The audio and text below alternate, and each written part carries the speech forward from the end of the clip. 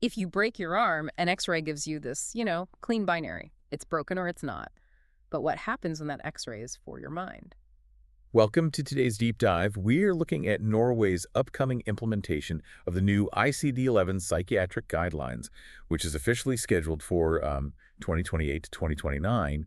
And it turns out the medical world is finally throwing that rigid pass-fail system in the trash. Yeah, and psychiatry is actually getting priority in this rollout, which is huge. It's not just an administrative update. I mean, it is a fundamental change in how the medical world views the human mind. Right, so they're throwing out the old boxes. And this isn't just abstract theory happening in some boardroom in Geneva, right? Like, they are already testing this out. Exactly. It is happening on the ground right now. Clinics in Norway, specifically DPS Arendal and Nidaros, are running pilots in practice. They're focusing specifically on how we diagnose personality disorders. Okay, so for you listening who might not know, the old system was entirely categorical. You basically checked a certain number of symptoms for a disorder, or you didn't. Right, you either passed or failed the psychiatric test, so to speak. But human psychology, as you know, rarely fits neatly into isolated boxes like that. It's way too messy for that. It is. It's very messy. So the ICD-11 shifts to a dimensional approach. Instead of a clinician asking which specific disorder you have, they will now ask to what degree you experience these specific traits. Wait, so instead of a pass-fail grading system, it's more like a color wheel, where everyone has a mix of traits, just at different shades and intensities. That's a great analogy, yeah, color wheel. Everyone has primary colors. Traits like introversion or emotional reactivity. Right. But this new dimensional approach measures the exact shade and intensity. So instead of giving a binary yes or no for something like borderline personality disorder, a clinician at Arendal or Nidaros will rate a patient on 5 specific trait domains. Like what kind of domain? Things like negative affectivity, detachment, or disinhibition.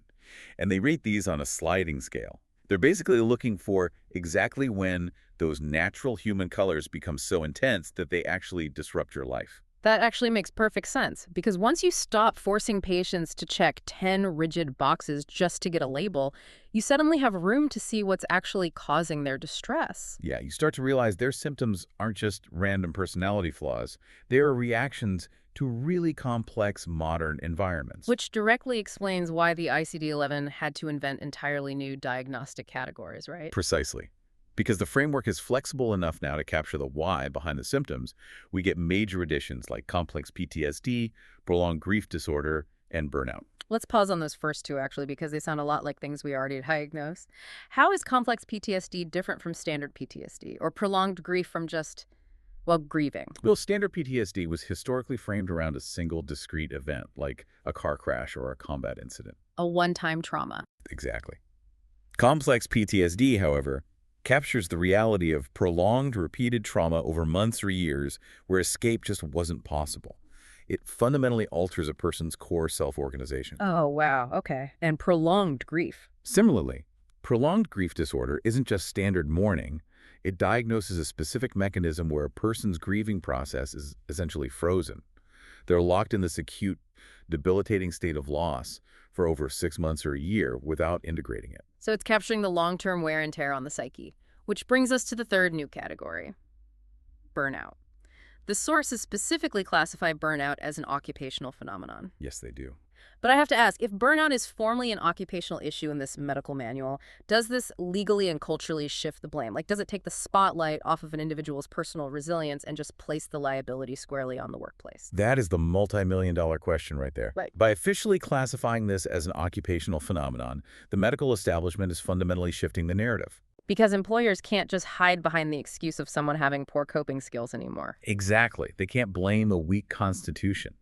If an employee is diagnosed with burnout, the manual is explicitly pointing the finger at the work environment.